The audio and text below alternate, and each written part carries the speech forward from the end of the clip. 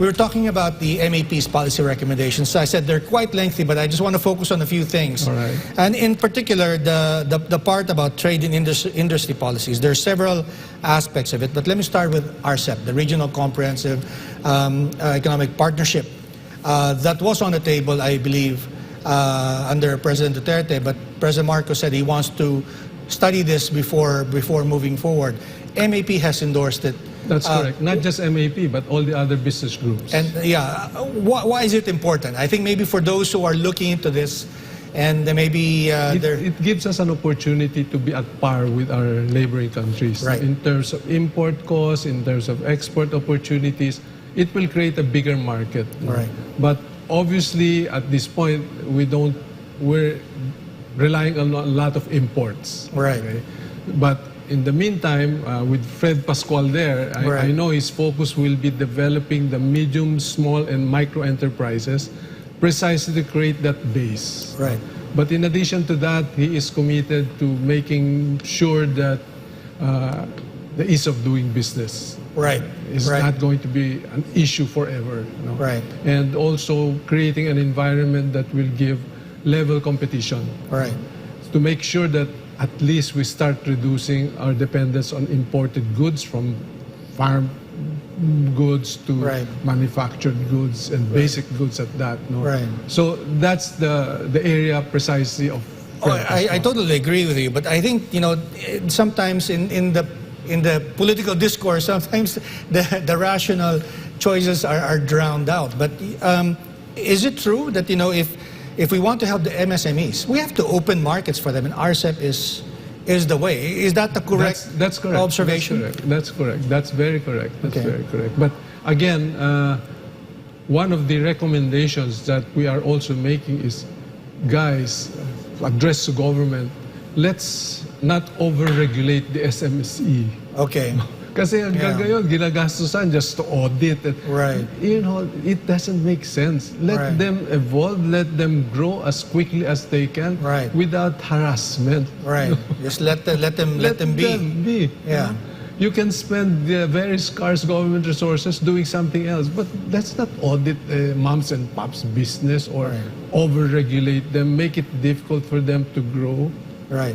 The thing, and please correct me if I'm wrong, people are afraid that if we ratify RCEP, of course that will open the Philippine market to imports. But they don't mention that the Philippine producers will also be open now to sell to, say, China and the That's other correct. RCEP partners. All the other members of RCEP. Right. So there will be, if we do it right, Right. again, there's a big if, Right. which means we have to be competitive. That's right. You have to be productive and efficient. Right. And that's why one of our recommendations of MAP is to make sure that technology, Right. modernization Which is going to what be, you're recommending as well. is going to be part of the recommendations and has to be done. Otherwise, the more we will be left behind in terms of prices. Right. And the next recommendation to that is export thrust, I guess, which is related to RCEP. I think for a long time, Filipino businessmen are too much import-oriented. But now MAP seems to be suggesting that Filipinos should be export-oriented. I think, to me, I would call this lack of vision. Okay. You want to solve the political situation now, bring down the cost to consumers, import. Right.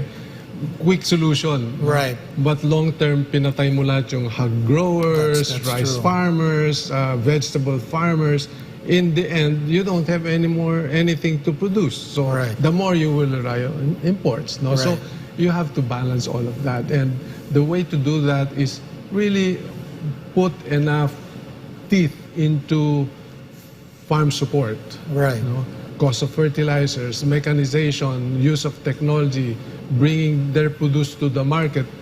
We hear of vegetable farmers in Benguet destroying their crops because they cannot sell it. I cannot imagine Tragic. that happening. Right. It's tragic. If there's a time, if there was ever a time to do this, I believe, well, it seems to me it's now. With the peso, It's actually too late, but it's actually too late.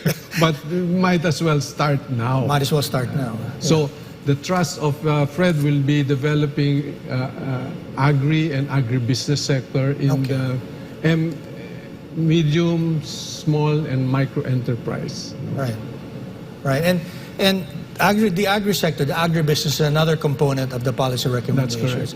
That's a very interesting thing because even the president himself seems to be very concerned about the agri sector, and is now handling that portfolio. Well, himself. He knows food security is going to be the main concern of every Filipino. Right, but what are some of the things that can be done? Because during the campaign, we remember asking him some questions about this during the presidential debate.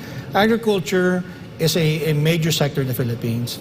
About half of the Filipino population live in rural areas, except that its economic contribution is only 10% of GDP. The sad part is 40%, the bottom 40% are in the agricultural sector. In that sector. Yeah. So if we want to develop as a developing country, you have to address the bottom 40. Right. That's worldwide recommendation of the United Nations, SDG.